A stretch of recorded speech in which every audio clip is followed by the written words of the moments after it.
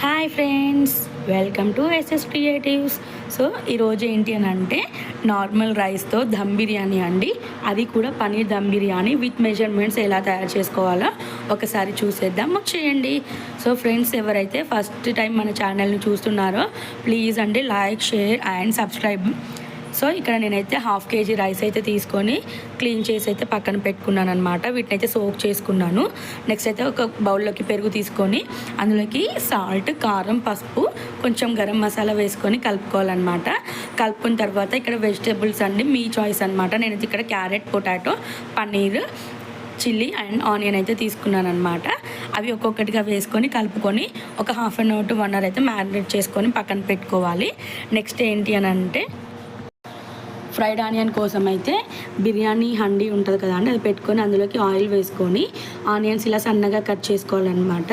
చేసుకొని ఇలా విడివిడిగా పాయలు చేసుకొని ఆయిల్లో వేసుకొని మంచిగా బ్రౌన్ కలర్ అయ్యేంత వరకు అయితే ఫ్రై చేసుకోవాలి. సో ఇక్కడ చూస్తున్నారు కదా, ఇక్కడ పర్ఫెక్ట్ బ్రౌన్ ఆనియన్ అయితే రెడీ అయిపోయింది. సో ఇవైతే ఒక ప్లేట్లోకి తీసుకొని పక్కన పెట్టుకోవాలి.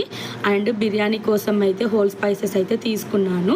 సో అవి ఏంటి అంటే బిర్యానీ పువ్వు, కొద్దిగా దాల్చిన చెక్క, షాజీరా, ఒక 3 బిర్యానీ ఆకులు, 12 లవంగాలు, ఒక స్టార్ అనాసు, ఒక 6 ఇలాచి. ఇవైతే 1/2 kg రైస్కి మెజర్మెంట్ అనమాట. సో రైస్లోని వాటర్ అని వంపేసి పక్కన పెట్టుకున్నాను. అండ్ బ్రౌన్ ఆనియన్ కూడా తీసుకోవాలన్నమాట. సో ఇక్కడ 5 glasses of water, 2 glasses of రైస్కి బాయిల్ చేసుకోవాలి. తర్వాత అందులోకి మనం సోక్ చేసుకున్న రైస్, హోల్ బిర్యానీ స్పైసెస్ అవైతే వేసుకోవాలి. తర్వాత అయితే ఇక్కడ 3 spoons సాల్ట్ అయితే వేసానండి. ఇక్కడ 1 glassకి 1 spoon సాల్ట్ అయితే కౌంట్ అనమాట. కాకపోతే ఏంటంటే మనం ఎక్సెస్ ఆఫ్ వాటర్ తీసేస్తాం కాబట్టి ఇక్కడ వాటర్లో సాల్ట్ వెళ్ళిపోతుంది. సో ఎక్కువైతే వేసుకోవాలి. నెక్స్ట్ వచ్చేసి ఆ బిర్యానీ హండీలోనే ఆయిల్ ఉంది కదా, అందులోనే ఇంకొద్దిగా ఘీ అయితే వేసుకొని ఒక 2 బిర్యానీ ఆకులు, కొద్దిగా షాజీరా వేసుకొని అవి కొద్దిగా చెట్పట్టమన్నాక మనం మ్యారినేట్ చేసి పెట్టుకున్న వెజిటబుల్స్ ఏవైతే ఉన్నాయో అవన్నీ అయితే ఇందులో వేసుకోవాలన్నమాట. వేసుకొని మనకి ఉడికించుకోవాలన్నమాట. సో ఏంటి అని అంటే ఇవి 2 ఒకేసారి పెట్టుకుంటే మీకు రైస్ కుక్ అయ్యే టైం వరకు ఇక్కడ వెజిటబుల్స్ కూడా మనకి కుక్ అవుతాయి అన్నమాట. సో చూస్తున్నారు కదా, ఇక్కడ రైస్ అయితే 90% వరకు కుక్ అవ్వాలి. అయిన తర్వాత ఎక్సెస్ వాటర్ అయితే ఒక బౌల్లోకి తీసుకొని పక్కన పెట్టుకోవాలి. సో ఏంటి అంటే మనకి ఇక్కడ ఆల్మోస్ట్ ఇక్కడ వెజిటబుల్స్ అయితే కుక్ అయిపోయినాయి. తర్వాత ఇందులోకి అల్లం వెల్లుల్లి పేస్ట్ అయితే వేసుకొని ఒకసారి మొత్తం కలుపుకోవాలన్నమాట. కలుపుకున్న తర్వాత మనం ఫ్రై చేసి పెట్టుకున్న ఆనియన్స్ ఏవైతే ఉన్నాయో అవి కూడా ఇందులోకి అయితే వేసుకోవాలన్నమాట. మీకు దమ్ బిర్యానీ ఎప్పుడైనా ఫ్రైడ్ ఆనియన్స్తోనే టేస్ట్ అండి, ఇది ఒకటైతే గుర్తుపెట్టుకోండి. సో ఇక్కడ ఫ్రై అయిన తర్వాత ఇది ఏంటి అని అంటే మనము రైస్లోని ఎక్సెస్ వాటర్ అయితే తీసాం కదా పక్కన. సో అవైతే వేసుకొని కూరగాయలు ఉడికించుకుంటే మనకి టేస్ట్ అయితే బాగుంటుంది. ఆ వాటర్ అయితే వేస్ట్ చేయకండి.